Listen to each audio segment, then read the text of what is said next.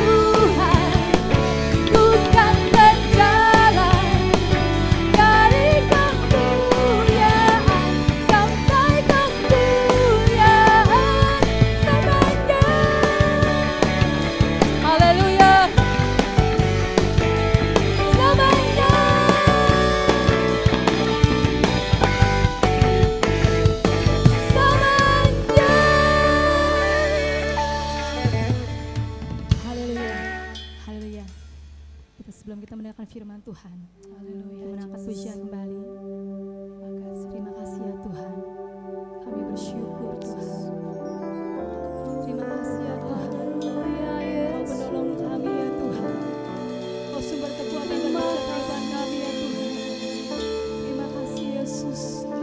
Terima kasih Tuhan. Haleluya. Terima kasih. Kau Tuhan penolong dalam hidupku. Ku percaya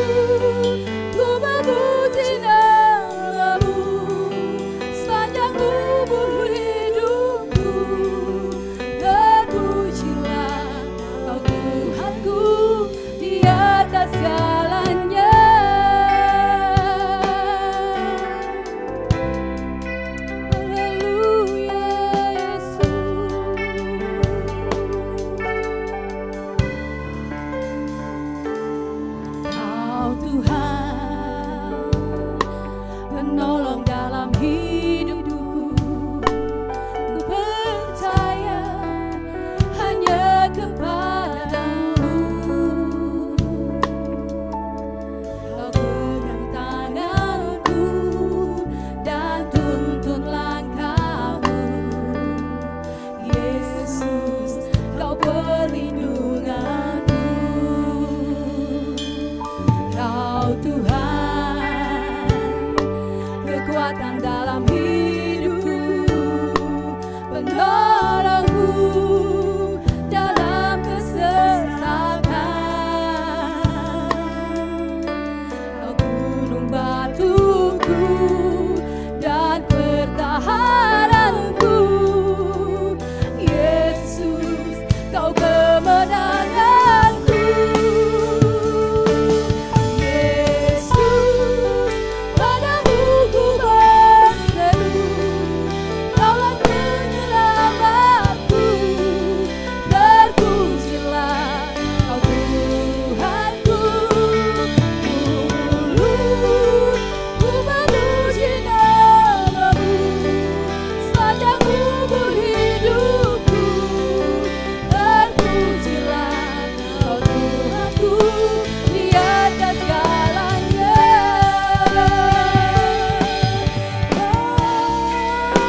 Haleluya, terima kasih Yesus. Haleluya, haleluya.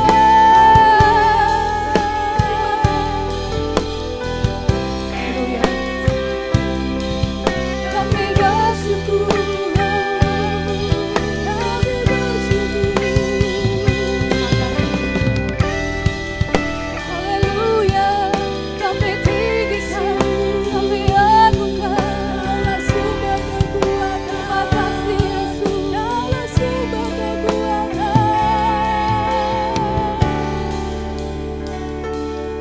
Yesus, padamu ku berseru. Kaulah penyelamatku. Terpujilah Kau Tuhanku. Mulut ku memuji nama-Mu sepanjang umur hidupku. Terpujilah Kau Tuhanku di atas segalanya. Yesus, padamu ku berseru. Kaulah penyelamatku.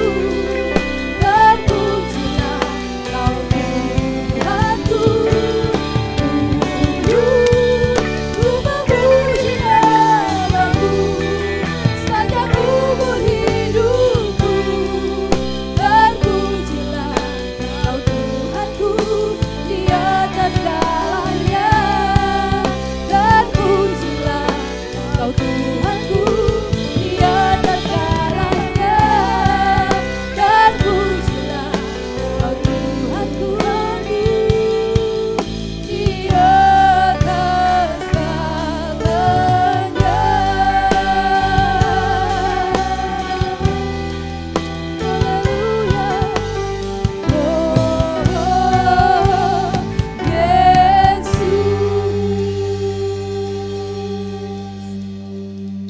Terima kasih Tuhan.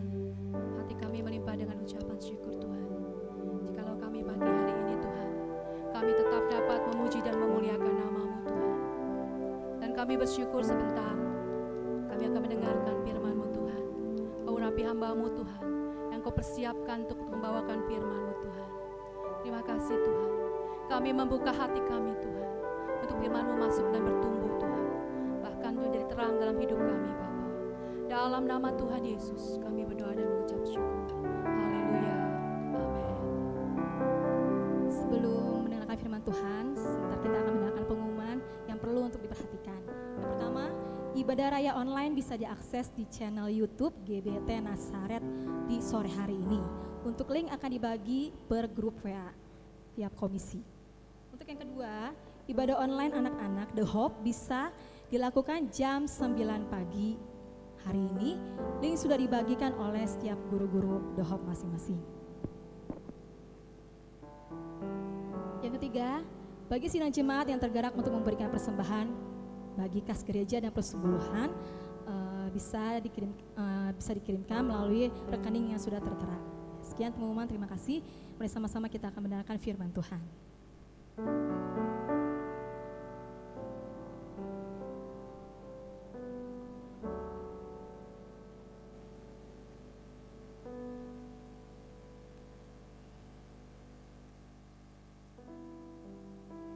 Pertama, saya ucapkan selamat beribadah, baik yang hadir di gereja ini maupun yang ada di rumah masing-masing. Untuk kesekian kali kita mengalami hal yang tidak biasa, tetapi dalam segala perkara kita percaya bahwa Tuhan mempunyai maksud yang indah untuk gerejanya dan untuk masing-masing kita sebagai anggota daripada tubuh Kristus. Kali ini saya akan bersama-sama saudara melihat satu topik tentang pemeliharaan Allah yang mutlak di dalam kehidupan kita. Pemeliharaan Allah yang mutlak di dalam kehidupan kita. Dan ini diungkapkan oleh Rasul Paulus di dalam surat Roma pasal 8. Saya akan membacakan dari ayat 26. Demikian juga Roh membantu kita dalam kelemahan kita. Sebab kita tidak tahu bagaimana sebenarnya harus berdoa. Tetapi Roh sendiri berdoa untuk kita kepada Allah dengan keluhan-keluhan yang tidak terucapkan. Dan Allah yang menyelidiki hati nurani mengetahui maksud Roh itu, yaitu bahwa Ia sesuai dengan kehendak Allah berdoa untuk orang-orang kudus. Ayat 28, kita tahu sekarang bahwa Allah turut bekerja dalam segala sesuatu untuk mendatangkan kebaikan bagi mereka yang mengasihi Dia, yaitu bagi mereka yang terpanggil sesuai dengan rencana Allah. Sebab semua orang yang dipilihnya dari semula, mereka juga ditentukannya dari semula untuk menjadi serupa dengan gambaran anaknya, supaya ia, anaknya itu, menjadi yang sulung di antara banyak saudara. Renungan kali ini saya pusatkan kepada ayat ke-28 yang mengatakan, kita tahu sekarang bahwa Allah turut bekerja dalam segala sesuatu untuk mendatangkan kebaikan bagi mereka yang mengasihi Dia, yaitu bagi mereka yang terpanggil sesuai dengan rencana Allah. Saudara-saudara, mungkin kali ini kita bertanya, apakah Allah tidak tahu segala sesuatu yang terjadi di dalam dunia ini?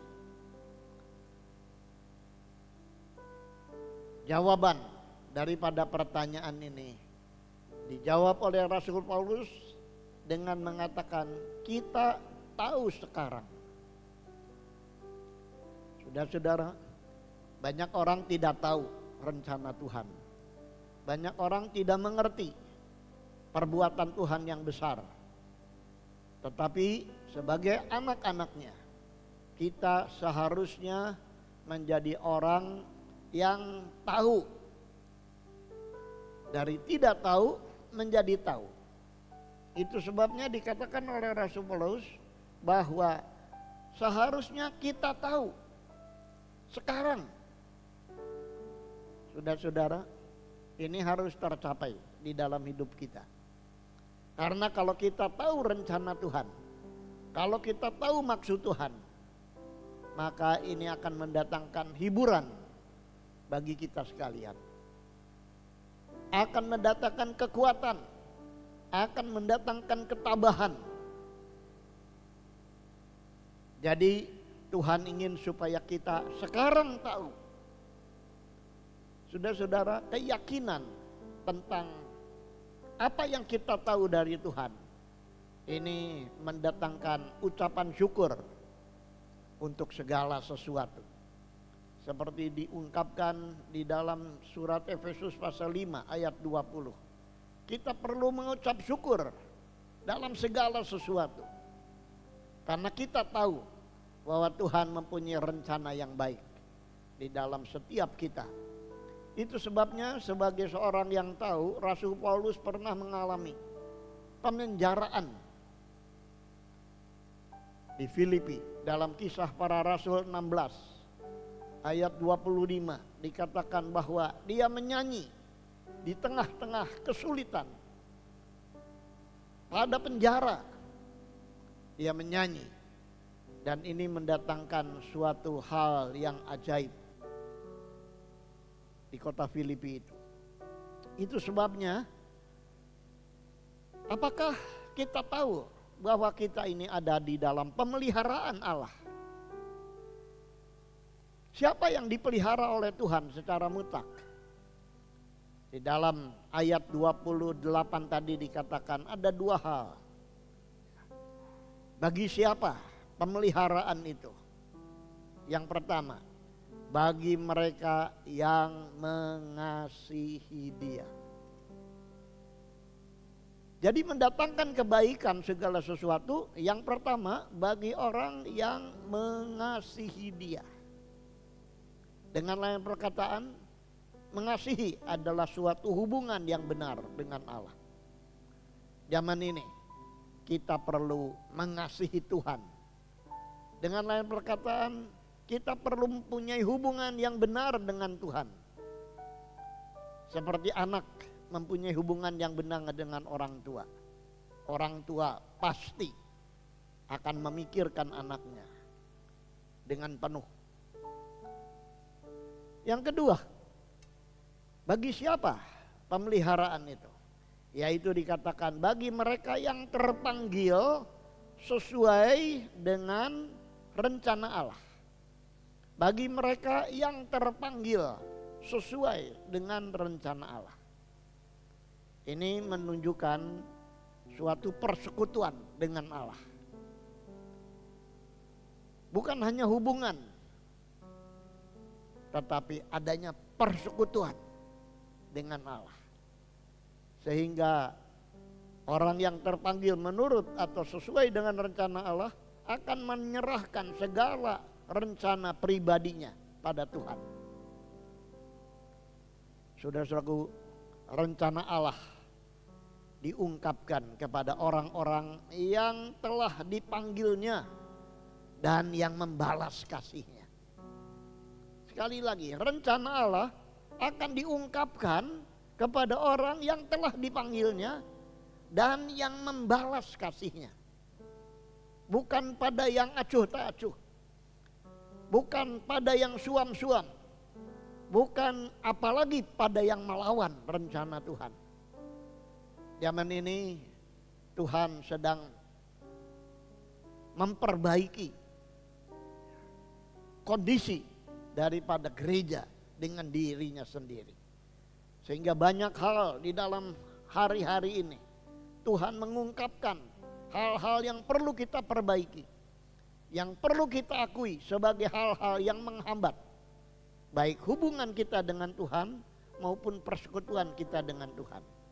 Tuhan membiarkan seolah-olah sesuatu terjadi supaya kita menjadi orang-orang yang mulai berpikir tentang sesuatu bukan hanya yang di bumi, tetapi yang akan datang. Sebab itu saudara-saudaraku, sekali lagi, Tuhan adalah Tuhan yang tahu, Tuhan yang memelihara. Bahkan di dalam hal yang kelihatannya buruk, itu dapat menjadi baik kalau kita mempunyai sikap yang benar di dalam saat-saat ini. Itu sebabnya ada banyak sikap di dalam zaman ini dengan peristiwa-peristiwa yang terjadi. Ada orang yang acuh tak acuh, ada orang yang menganggap ini kebetulan, ini biasa saja, bahkan ada yang menantang. Saudara-saudara, bagaimana sikap kita? Dan bagaimana kita melihat posisi kita dan bagaimana sikap kita di dalam menyikapi hal-hal ini? Kita perlu tahu rencana Tuhan. Ya. Kita mesti tahu rencana Tuhan bagi kita. Apa rencana Tuhan di dalam hidup kita? Pertama, rencana Tuhan adalah rencana yang mendatangkan kebaikan. Sekali lagi, rencana Tuhan adalah rencana yang mendatangkan kebaikan. Itu sebabnya dikatakan kita tahu sekarang bahwa Allah turut bekerja dalam segala sesuatu untuk mendatangkan kebaikan. Jadi rencana Tuhan yang kita tahu bukan rencana untuk hal yang tidak baik, tetapi untuk yang baik. Saudara-saudara, untuk hal yang baik, mungkin ada hal yang kita anggap tidak baik. Tetapi kebaikan Tuhan mempunyai sasaran supaya pada akhirnya rencana Tuhan yang baik yang bersifat rohani akan terjadi. Itu sebabnya kalau kita lihat kebaikan menurut siapa? Apakah menurut dunia ini, menurut diri kita sendiri, atau menurut Tuhan? Dalam kisah Ayub kita lihat Tuhan kelihatannya mengizinkan sesuatu terjadi tidak baik. Tetapi Ayub mengerti rencana Allah itu pasti baik. Itu sebabnya dia mengatakan, Tuhan yang memberi, Tuhan yang mengambil. Terpujilah nama Tuhan. Ini sikap dari seorang yang tahu rencana Allah mendatangkan kebaikan. Dia katakan Tuhan yang memberi kepada saya, Tuhan yang mengambil. Lalu dia katakan lagi, apakah hanya mau terima yang baik saja dari dia? Dan tidak mau terima yang kelihatannya tidak baik? Itu sebabnya di dalam Mazmur 46 ayat yang ke-11, untuk mengerti rencana Allah yang baik, Mazmur 46 ayat 11 mengatakan, diamlah dan ketahuilah bahwa akulah Allah. Jadi untuk tahu rencana Allah yang baik kita perlu diam. Manusia disibukkan, itu sebabnya bergerak terus. Tetapi saat-saat ini Mazmur 46 ayat 11 ini sangat relevan bagi kita. Untuk kita coba diam. Bukan diam menganggur, tapi diam untuk ketahui. Supaya kita tahu bahwa akulah Allah, kata Tuhan. Jadi banyak orang yang mengaku kenal Tuhan, tapi sebetulnya tidak bisa diam. Tidak mau diam. Sibuk dalam hal-hal yang lain. Tetapi tidak diam untuk mengerti siapa Tuhan. Saudara-saudara, di dalam Roma pasal 8 ayat 29 dikatakan, sebab semua orang yang dipilihnya dari semula, mereka juga ditentukannya dari semula untuk menjadi serupa dengan gambaran anaknya. Jadi Tuhan memilih kita untuk kita menjadi serupa dengan gambaran anaknya, dengan gambaran Yesus. Jadi rencana Allah untuk kita menjadi orang-orang yang bukan seperti orang lama, tetapi diubahkan, makin menyerupai kepada Yesus Kristus. Apakah kita sudah mengalami hal itu di dalam hidup kita? Ataukah kita tidak mau mengerti bahwa semua hal yang terjadi dengan satu maksud, supaya kita diubah dan mau berubah untuk menjadi seperti Kristus. Ini yang pertama, rencana Allah mendatangkan kebaikan. Yang kedua, rencana Allah itu bersifat aktif. Kalau dikatakan Allah turut bekerja dalam segala sesuatu, maka jelas kata bekerja itu adalah sesuatu yang aktif. Saudara-saudara, hati yang mengasihi Allah itu dapat melihat dengan mata hatinya bahwa Allah adalah Allah yang bekerja. Bukan Allah yang tidak tahu, tetapi Allah yang bekerja. Seperti kalau kita lihat alam ini diatur begitu rupa, bukan tidak ada yang mengatur. Semua diatur dan semua berjalan menurut apa yang sudah ditata, apa yang sudah direncanakan. Sehingga kalau alam bekerja tidak seperti apa yang direncanakan, terjadilah sesuatu yang disebut bencana alam. Saudaraku, begitu juga di dalam hidup kita. Dia bekerja terus di dalam hati kita. Tidak ada sesuatu kejadian yang terjadi begitu saja. Ada seorang yang mengatakan, kejadian-kejadian sehari-hari, baik yang menyedihkan atau yang menyenangkan, adalah bahan baku yang dipakai Allah untuk menenun pola-pola kehidupan. Jadi sesuatu yang terjadi, baik yang menyenangkan atau yang tidak menyenangkan, itu bahan baku yang dipakai oleh Allah untuk menenun pola-pola kehidupan. Ia terlampau baik hati untuk berbuat sesuatu yang kejam. Dia terlalu bijaksana untuk membuat kesalahan. Itu sebabnya mari kita percaya bahwa Allah yang bersifat aktif, dia bekerja di dalam saat apapun, dalam saat bagaimanapun, untuk membuat rencananya itu berhasil. Yang ketiga, rencana Allah bukan hanya mendatangkan kebaikan, bersifat aktif, tetapi rencana Allah itu mencakup segala-galanya. Allah turut bekerja dalam segala sesuatu. Ini berarti segala sesuatu itu di bawah kuasanya. Rencana Allah itu mencakup segala-galanya. Allah turut bekerja dalam segala sesuatu. Berarti segala sesuatu, sekali lagi, ada di bawah kuasanya. Ini hal yang mentakjubkan, saudara-saudara. Bukan hanya alam Bima Sakti yang besar diatur oleh Tuhan. Bahkan kalau kita baca di dalam Injil Matius pasal 10 ayat 29 dan ayat yang ke-30. Di dalam Injil Matius pasal 10 ayat 29 dan 30 dikatakan, bukankah burung pipit dijual 2 ekor seduit? Namun seekor pun daripadanya tidak akan jatuh ke bumi di luar kehendak Bapamu.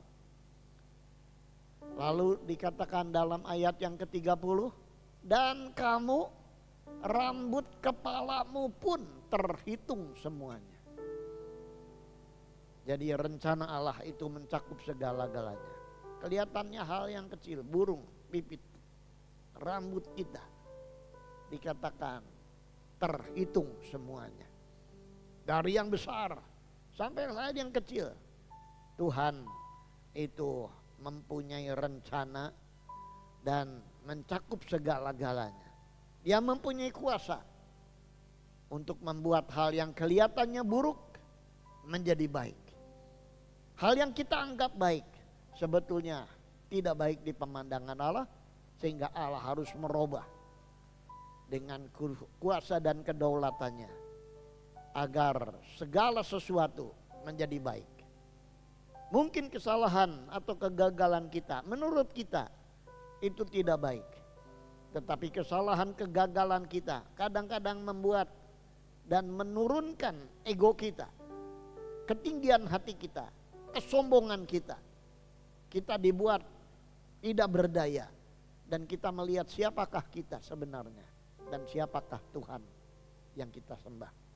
Dan yang keempat, yang terakhir, rencana Allah itu serasi. Allah turut bekerja dalam segala sesuatu. Dengan lain perkataan, ada pola yang sudah dirancang sebelumnya. Tuhan bukan Tuhan yang sewenang-wenang berbuat dan bertindak. Tapi Tuhan punya pola yang dirancang sebelumnya untuk rencananya itu genap. Itu sebabnya kita lihat kadang-kadang sesuatu yang dirancang Allah dan Tuhan sedang menata kehidupan kita, kita anggap sesuatu yang pahit, sesuatu yang tidak enak. Tapi sekali lagi, segala sesuatu itu dirancang, ditata, dan diatur oleh Tuhan supaya pada akhirnya mendatangkan kebaikan. Satu contoh, seperti obat. Seorang yang sakit kadang-kadang memerlukan obat. Dan obat itu adalah obat yang diracik dari berbagai-bagai bahan. Jikalau obat itu hanya dimakan satu saja, maka itu mungkin mendatangkan ketidakbaikan. Ada kemungkinan mendatangkan seperti sebuah racun. Tetapi kalau diracik dengan berbagai-bagai bahan yang lain, obat itu dicampur lalu diberikan kepada seorang yang sakit, maka obat racikan itu oleh seorang ahli medis akan menyembuhkan penyakit. Saudara-saudara, seorang hamba Tuhan, William Barclay, dia pernah mengatakan sebuah kalimat, kita tahu bahwa Allah mencampurkan segala sesuatu untuk kebaikan bagi mereka yang mengasihi Dia. Segala sesuatu yang terjadi di dalam hidup itu mendatangkan kebaikan apabila tabib agung itu sudah selesai mencampurkan menjadi satu. Ada istilah Inggris yang mengatakan blessing in disguise. Sebuah berkat yang menyamar sebagai sebuah musibah. Sebuah berkat yang menyamar sebagai satu kesulitan. Tetapi pada akhirnya kita lihat akan mendatangkan berkat. Blessing in disguise. Berkat yang menyamar sebagai suatu hal yang tidak baik. Saudara-saudara, kita lihat kain itu mungkin sesuatu yang indah. Karena apa? Karena bukan satu warna.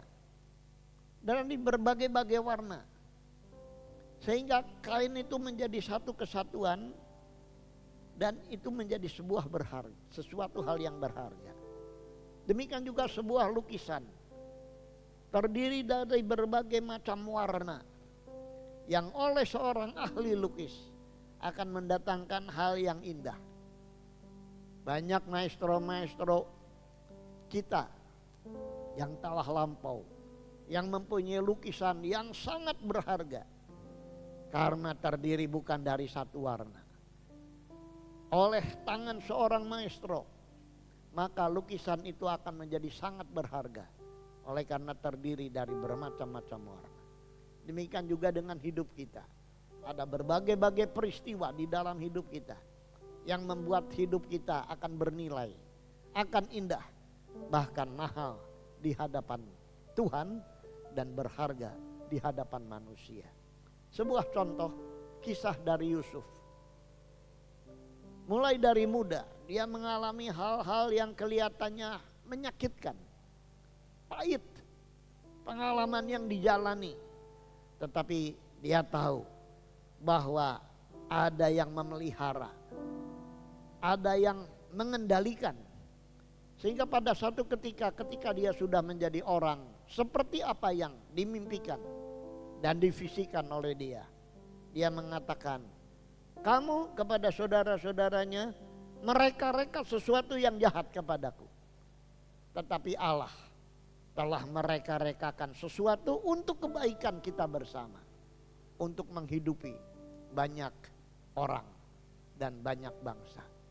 Sebab itu marilah kita datang kepada Tuhan dan kita serahkan hidup kita di hadapan Tuhan. Kita akan datang kepada Tuhan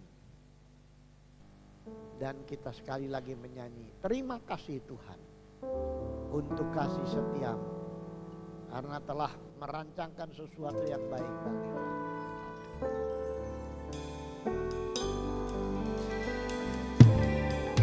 Terima kasih Tuhan untuk kasih setiamu yang ku alami dalam hidupku.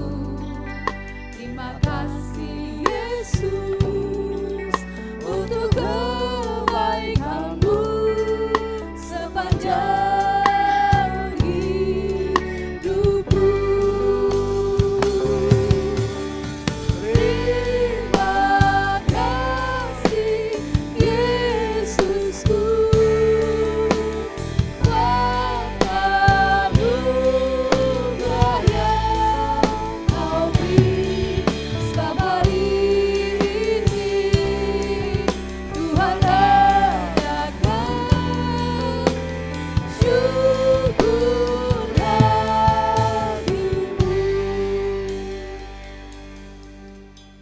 Terima kasih Tuhan, karena Tuhan adalah Tuhan yang memelihara kami. Jikalau Bapa sayang kepada anak-anaknya, maka Engkau sebagai Bapa kami yang ada di dalam sorga pasti juga sayang kepada kami sekalian. Itu sebabnya Engkau telah merancangkan sesuatu menurut rencanamu sejak semula untuk membuat kami makin hari makin serupa dengan gambaran Yesus Kristus. Supaya Yesus Kristus menjadi acuan kami, menjadi tujuan hidup kami, menjadi fokus kami di dalam hidup rohani kami. Kami harus tahu kemana kami melangkah dan di mana kami berada. Supaya sekali lagi rencana Tuhan genap di dalam kami. Terima kasih untuk firman-Mu. Kuatkan seluruh sidang jemaat Tuhan. Dan biarlah tiap-tiap kepala rumah tangga menjadi imam-imam di rumah mereka masing-masing untuk bisa memimpin dan memelihara hidup rohani daripada keluarganya. Berikan kemampuan dan kekuatan, bahkan kasih untuk kami mengasihi keluarga kami sebelum kami mengasihi orang lain. Mengasihi diri kami sendiri, sehingga kami juga bisa mengasihi sesama kami manusia seperti diri kami sendiri. Terima kasih Tuhan. Tanamkan firman-Mu di dalam hati kami. Dan biarlah Tuhan akan menolong setiap keluarga. Tuhan menolong kota kami, kabupaten kami, bahkan provinsi kami dan negara kami Indonesia ini. Tolong juga bangsa-bangsa lain yang mengalami kesulitan seperti bangsa kami mengalami kesulitan. Tapi di dalam hal ini kami tahu sekali lagi Tuhan mempunyai rencana yang baik. Terima kasih Tuhan, terima kasih untuk kesempatan indah. Pada pagi ini kami boleh mengajukan doa-doa kami. Terima kasih Tuhan.